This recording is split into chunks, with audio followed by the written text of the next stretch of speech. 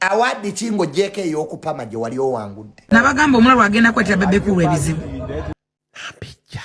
proposal no bangamba yabaawo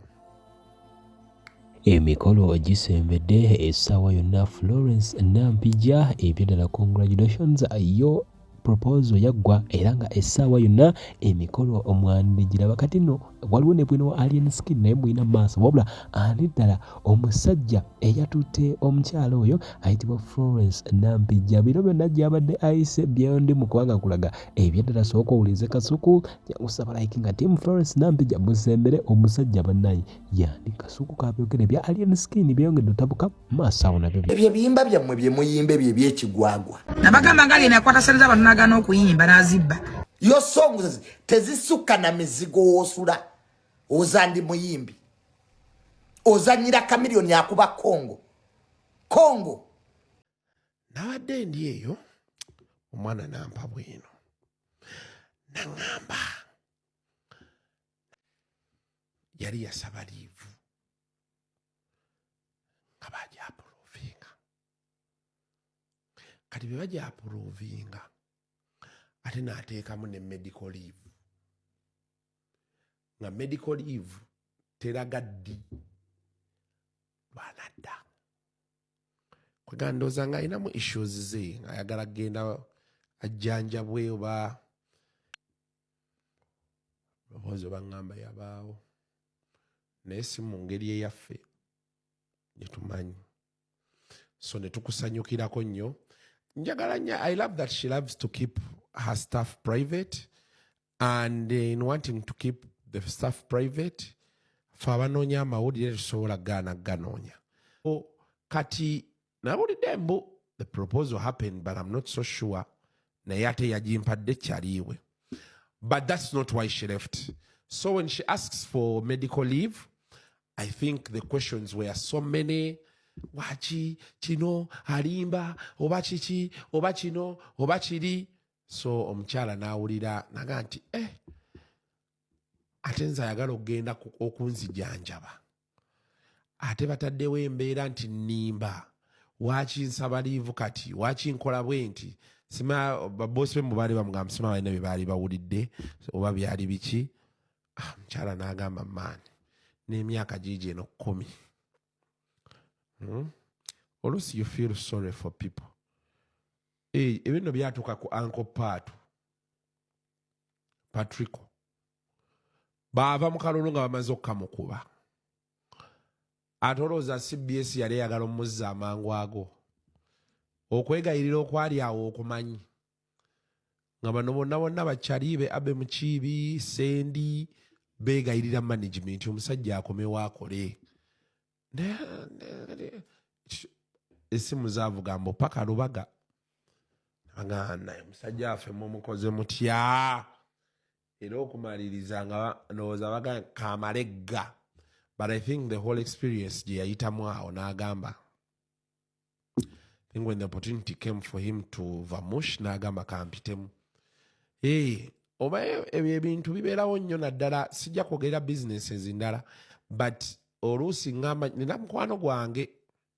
namugambanga nga Alien Skin akasente ka Bebe Cool yandibanga yakabwebwena okusinziira ku Fulufiga n'agaana okuyimba wabula ate agali mundagalaga nti Alien okuddukira ddala ku Bebe Cool bagenda ewa President Museveni era nga eno Alien ye bamugamba agwe sigale bweru ekintu kyerabanga ezalawo ono n'okugaana okuvunamira kamere kigamba azizimu ku nsonga kati nkosaba nno sookola ikinge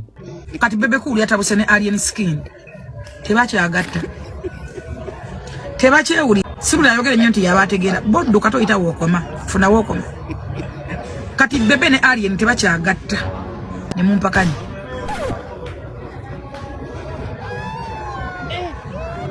akakazi kajja n'ebiteega byonna nga kaagala abaana bakendeko kekwanira linagana ne kekwanira mudogo nagana kekwanidde baani balesemawo baavuma buli muntu abambira buli muntu abuukira buli muntu ne buno bukamesa ye bwaddawo bwatulunanga emmando nga bwayogeranga ebibimba bika muntu tyanga sentence nogiddamu emirundi 10 and you call that a song uli awo oddamu kigambo kimu mirundi 10 10 times no matter gana fulumeza oluyimba. Who is deceiving you? Mwine nyimba tezisala na mizigo we musula. Chameleone nga yagenze Kenya bamutegeera, Tanzania, Rwanda. Goli makindye mukati. Ozandi muyimbi bakubuza oyimba biki. Oluyimba lwoyina terusala na wosula. Basiru banno be baziwuliriza. Waba kuyise mwena alemu oyimbe nga tebakuyise tulewo. Lwaki mwesiba ku bantu? Alien skin. Oba tebakuyita kuyimba, it is okay. Oliyimba campaign ejja. Stop pulling ropes. Leke okusika omuguwa.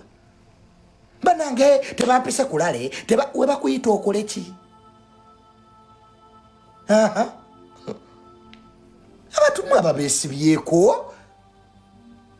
Banange bate nokuyimba kulale, tebampise toteekawo mbeera. Go back to your home. When they need you, they will call you. Sebane sicha amanyi bintu byakuddawo negule mbeeraawo. Bwe baba tebampise sigenda. Otuleke uwo. Bali ba Chameleone boliko bazimbye ekintu kyabwe for a long time. Ekyo kyo Alien njagala nkubuulira amazima. Chameleone ne oba tomwagala is highly connected. Ekintu akizimbye emyaka. Bebe kulu lero byaliko tabituuseeko today. The third story is babebe kulu baludde mwena alimu. Bunchaman oyokeza singa wabadde oyagala kwetondera Bobi Wine akuze ku kidooche wabadde okwata essimu yo n'omuterako akamessage oba n'omukubira n'otambula mpola mu kasirise n'ogenda waali n'omwetondera era n'omugamba nti wejjusa olunaku lwafuna ekirowoozo ekyobubuyabuya n'omuva ku kido neweegatta ku side gy'alwanyisa naye okujja mu mawulire n'otandika okukola interview ne bano babbulooga abanoonya ebyonoonese omuwadde ensonga semasonga lwaki alina okudduka akubeerera eddala wala kyansi zonna z'obadde olina Bobi Wine okuwa audience 1-on-1 ozisse oyo muganda wo gwe wali omanyi yakyuka kati mulala kati agenderera nnyo amawulire kigagenda omwogerako abantu bagenda mulaba batya zino interview z'oli mu kukola otankuula entalo takyayagala buvuyo gwe wetegereze bonna abamuli ku kido nga batankuula entalo kwabo abantu be balowooza mbu balabebe okusingira ddala Bebe Cool Jose Chameleone government ya NRM abo abantu abasatu kovaayo n'olaga mbu ggwe obakuba akasa olw'okuba weegula gy'ali ate gwe akwewalira ddala oba mubi nnyo oba tomwagaliza kalungi konna okwejjusako Yesu wejjusa naye omuzannyo ogubaze bubi z'amagezi genkuwa kakkana kuba olaze ensonga yo nti kubakayo bwe buzibu bwo ate musajja w'omumanyi tata ssente taliiko ssente nobiya n'erigo wandibadde oyitamu namukakkanya oli mumulangira mbu gwe wamuleeta mu firebase mbu gwe wamuyigiriza okuyimba ebyo tebikyakola kwabo abasajja kati NRM tennagaana naye mutwe gwo gwe gukulemye okukozesa okubala bw'oba oyagala okuyambibwa ku NRM sooka okakkanya amalala Eddie Kenzo asobola okuyamba naye oba olina registeringa mu federation naye obuzibu obuliwo olina mugali amalala mbu gwe wamutwala mu firebase nga bw'okyogera gw'omulabanga kidi eyo levo yagivaako abantu bakyuka abantu bakula kati status gy'alina ndala naye ate ng'omuntu asobola okuyambira ddala obulamu ne bukyukira ddala ng'oli mu NRM nawe omumanyi that's Bebe Cool okudda wano ku zi interview za Shalom n'entambi okwokesa ne bakugamba nti Bebe Cool muyiseemu eggaali interview yo ejja kutambula obadde okwata simu Bebe n'omuterako akamessage oba n'omukubira njagala ku kintu kino kya Bebe Cool n'Alien Alien gwe mmanyi era gwe mpagira mpaka kufa Alien tatirira bigambo bye tana muntu gwatirira mu nsi eno Yesu yamwogerako abatamukola ki tamumanyi Alien kobere president n'akeera ku machanga Imani Essenge mugamba nti bako kyogamba president Alien yafa kikugambye wakiri afa naye ngakikugambye just abantu batasa ku muntu gwatakola ki batamanyi Alien mu nsi situmanyi kyate kituufu kuteeka sikirabangako ate eddogo yagambye abaloga mukendezeemu awanise atali tya kuba amanyi kirikola nanti yavuddeyo n'awanika yabaluddiisa mulowooze nti yawummula yagambye abalogo naye lisiti yonna yonna ate yatandikira ku baatateeka ku lisiti yatandikira kwani yani gwe batateeka ku lisiti yatandikirako bangi nnyo baatateeka ku lisiti be yatandika nabo nga nabo baali bamujokera bangi abamu bali makomera abalala bali eyo bafaafaagala ekyekomera tokyogera baataasa ku lisiti ate bo yabassaako nnyo amaanyi kali n'abali ku lisiti bakola ki atugenda tukawo kukomera soke tugende wano bwe nkwanyira abali ku lisiti omubba we baayawukana dda ali ku muzigo gwe kati yekka bayawukanye recently omulala interview yamwegezaamu nga ne bayita ku video wa myaka 5 emabega abantu bonna buli muntu alina kyakoze eki kyatuuseeko akati ngenda kubaako kyenkunyonyola Bebe Cool ne Alien enkolagana yaabwe teri yagizimbawo wabula Bebe Cool yakkiriza nti Alien kyakoze akikoze n'akyaappreciatinga era Bebe ayagala nnyo Alien ng'omwana we nawulidde omusajja omu ng'agamba nti Bebe oyinza omuyita okuweza n'akusibya anti Bebe tamanyi bintu bya buyaaye Bebe teyabeerako muyaayeyaye bayinza okujja nga zekuuleza ate n'omaliriza nga bakututte ku limaani ye Bebe ayagala nnyo amazima oba ntegeerekese bw'atuuka nalaba nga bya kiyaaye ng'akulekayo Bebe takolagana bintu bya kiyaaye kuba ye teyabeerako wa ghetto teyabeerako oyo omuntu wa wansi enyera ebbanga lolabidde Bebe tasse nnyo wansi eno ajjayo okujjayo dayasi kumuyamba naddayo eri waggulu gyakola ki gyabeera muntu wa kololo gyabeera si wa mu kiwuunya kati ye tojja kujja nga wabbye essimu y'abaana Bebe Cool agamba kituufu yabbye essimu naye tusasule essimu abonerere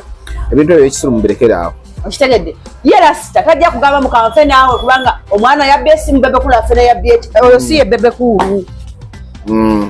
era neyabadde yakitegeera mu bukyamu beerawo nga okitegedde tudde nti Bebe Cool takutumanga okuzikuba ssimu takutumanga okola bikyamu wakusanga nga gwolemuzabyakulayo okuza misango wabula Bebe Cool alwana okulaba ng'omuntu tasibwa bwemage singa akitegeera mu ye nti wano guno omusango guzzeewo lwampalana Bebe Cool alwana n'afiirawo kubanga aba ategedde nti tewali buki tewali musango wabula mpalana yesi eyagala okusibya omwana tosobola kumujja ku Bebe Cool mu ngalo newe oba bakuyitaani kasita akakasa nti bya buyaaye naye mukatonda bw'oba wazza emisango gye Bebe Cool tajja kuyimirira ku linnya lyakoledde emyaka 4 alitte mbu kubanga akwayagala nnyo okukolagana naawe kyobola we yali eri yagamba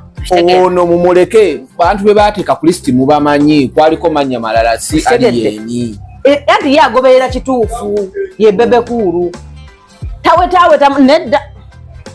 era mukole emisango gyammwe nga mukitegedde ate si Bebe Cool yekka nze ndabyeko abantu abakolagana n'abanene mwenaale nalabye bangi gwe kasita oba nga gikuunyidde nga mituufu naye kasita okakasa nti okola ebikolobero nga